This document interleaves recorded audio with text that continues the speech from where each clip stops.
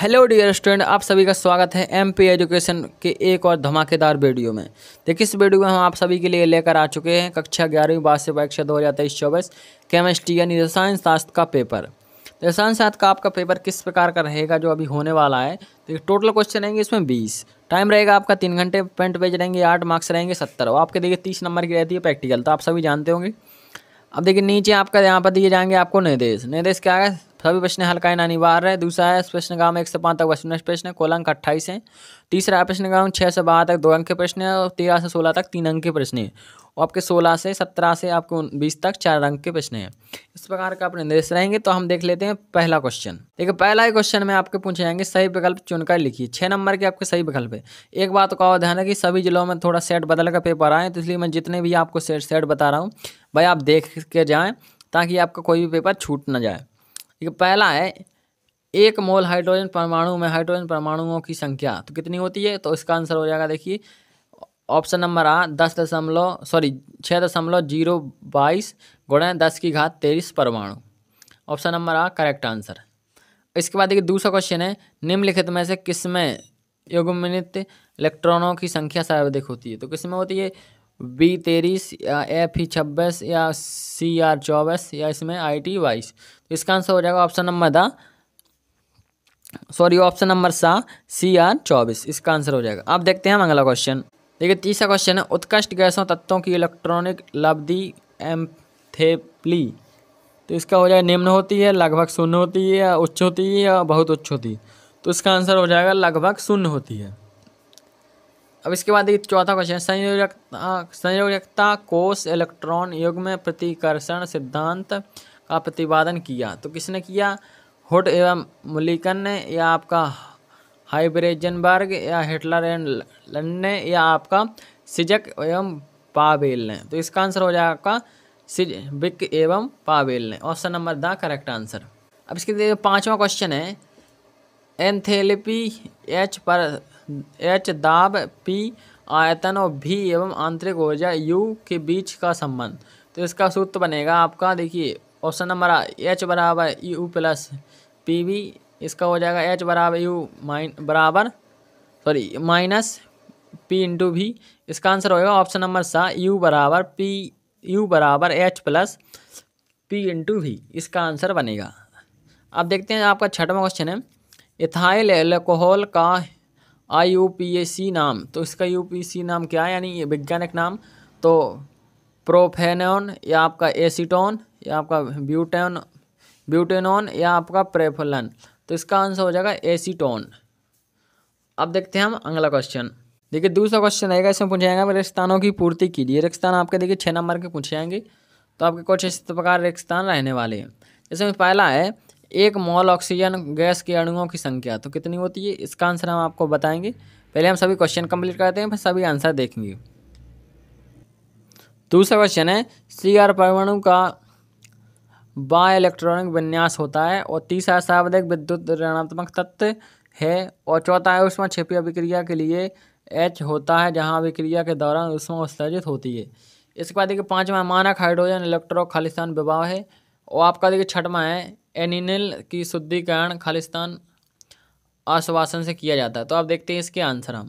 ठीक है, पहले का आंसर हो जाएगा 6.02 गुणे 10⁻13। दूसरे का हो जाएगा देखिए यहाँ पर ये आंसर। चौथे का हो जाएगा क्लोरीन और पांचवें का हो जाएगा बड़ा है 0 और चौथे का हो जाएगा आपका यहाँ पर और पांचवें का हो जाएगा शून्य और छठवें में हो जाएगा वाष्प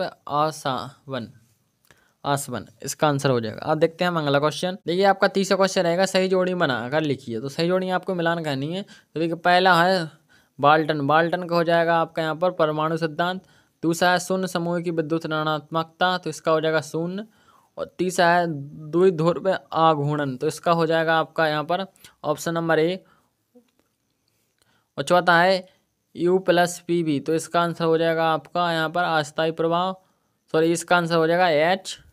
और यहाँ पर पांचवा इलेक्ट्रोमिक प्रभाव। तो इलेक्ट्रोमेरिक प्रभाव में आ जाएगा आपका अस्थायी प्रभाव। एक बार इस प्रकार आपकी देखिए सही जोड़ियाँ कंप्लीट हो गई। अब आपके देखिए यहाँ पर चौथे क्वेश्चन में पूछे जाएंगे सत्य।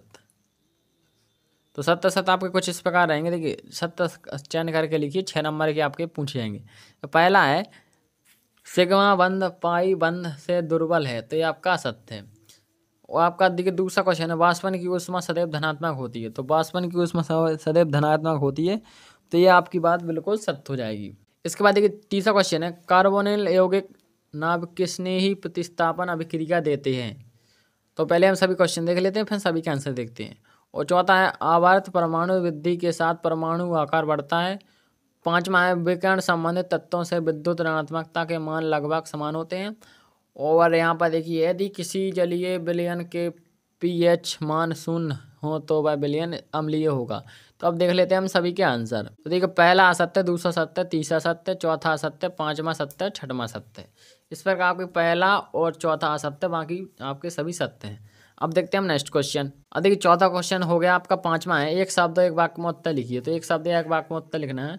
पहला है देखिए, डी ब्रोगली समीकरण क्या है, तो हम पहले सभी क्वेश्चन देखेंगे फिर इनके आंसर देखेंगे। दूसरा क्वेश्चन है, नाइट्रोजन तथा ऑक्सीजन में किसकी इलेक्ट्रॉनिक ग्रहण एंथैल्पी लगभग शून्य। और तीसरा है, LaCO का पूरा नाम। और आपका चौथा है, पेपर कैम्प्रोटोग्राफी किस नियम पर आधारित है। और पांचवा है, कैल्शियम कार्बन जल से अभिक्रिया करके कौन से हाइड्रोजन कार्बन देता है। तो अब देख लेते हैं हम सभी के आंसर। तो पहले का आंसर हो जाएगा आपका ये, दूसरे का देखिए नाइट्रोजन, तीसरे में देखिए यहाँ पर ये आंसर हो जाएगा। और चौथे का देखिए विभाजन के सिद्धांत। और पाँचवें हो जाएगा आपका H2Ca2H2। अब देखते हैं हम अगला क्वेश्चन। देखिए ये छठवां क्वेश्चन है, यहाँ से आपके हो जाते हैं 2 नंबर के क्वेश्चन स्टार्ट। तो पहला क्वेश्चन है आपका, मोल संकल्पना क्या है, यह क्या मोल, यह मोल क्या है। अब देखते हैं, आता है मूलानुपाती सूत्र व अणु सूत्र में अंतर स्पष्ट कीजिए। और देखिए सातवां, सीमांत अभिकर्मक को परिभाषित कीजिए। अथवा देखिए अवोगाद्रो नियम क्या है। और आठवां क्वेश्चन है, N+L नियम उदाहरण सहित लिखिए। अब देखते हैं अगला क्वेश्चन। लेकिन आठवें का तो है, प्लांक का क्वार्टन सिद्धांत क्या है। और नौवां क्वेश्चन है, विकिरण का संबंध किससे, उदाहरण से सहित समझाइए। अथवा देखिए NO में किसकी आयन एंथैल्पी कम होती है और क्यों। 10वां क्वेश्चन है, द्विध्रुव आघूर्ण से क्या समझते हैं। अथवा देखिए SP स्क्वायर संस्करण उदाहरण सहित समझाइए। अब देखते हैं अगला क्वेश्चन। 11वां क्वेश्चन है यहाँ पर, द्रव्य अनुपाती क्रिया का नियम क्या है। अथवा देखिए अर्हेनियस अवधारणा के आधार पर अम्ल और क्षार को परिभाषित कीजिए। और यहाँ पर देखिए, यहाँ पर 12वां क्वेश्चन पूछा गया है, योगात्मक रेडक्रॉस अभिक्रिया को परिभाषित कीजिए अथवा क्रियात्मक समूह को परिभाषित कीजिए। 13वां क्वेश्चन है, कार्बोटायन की संरचना समझाइए। अथवा देखिए पैराणिक प्रभाव और इलेक्ट्रॉनिक प्रभाव में कोई 3 अंतर लिखिए। इसके बाद देखिए 14वां क्वेश्चन है, परमाणु और अणु में कोई 3 अंतर लिखिए। और अथवा स्थिर अनुपात का नियम उदाहरण देकर लिखिए। और 15वां क्वेश्चन है, हुंड का अधिकतम बहुलता का नियम उदाहरण सहित लिखिए या समझाइए। अथवा आप वायु का सिद्धांत क्या है, उदाहरण सहित लिखिए या समझाइए। 16वां क्वेश्चन है, 16वां क्वेश्चन है, मेंडलीव का आवर्त सारणी से दीर्घ आवर्त सारणी है क्यों। तो मेंडलीव की आवर्त सारणी उससे दीर्घ आवर्त सारणी श्रेष्ठ है, ऐसा क्यों, स्पष्ट कीजिए। अथवा है D ब्लॉक और F ब्लॉक के तत्वों की 3 समान लक्षणों को तुलना कीजिए। और 17वां क्वेश्चन है, हैश के स्थिर ऊष्मा संकलन के नियमों को उदाहरण देकर समझाइए। अथवा एंथैल्पी परिवर्तन तथा आंतरिक परिवर्तन को परिभाषित करते हुए इसमें संबंध स्पष्ट कीजिए।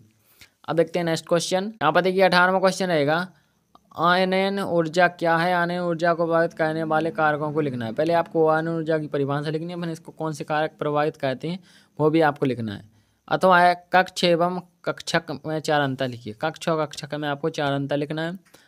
इसके बाद देखिए 19वां क्वेश्चन है, समयावता किसे कहते हैं। समयावता किसे कहते हैं, स्थान समयावता एवं क्रियात्मक समयावता को उदाहरण देकर समझाइए।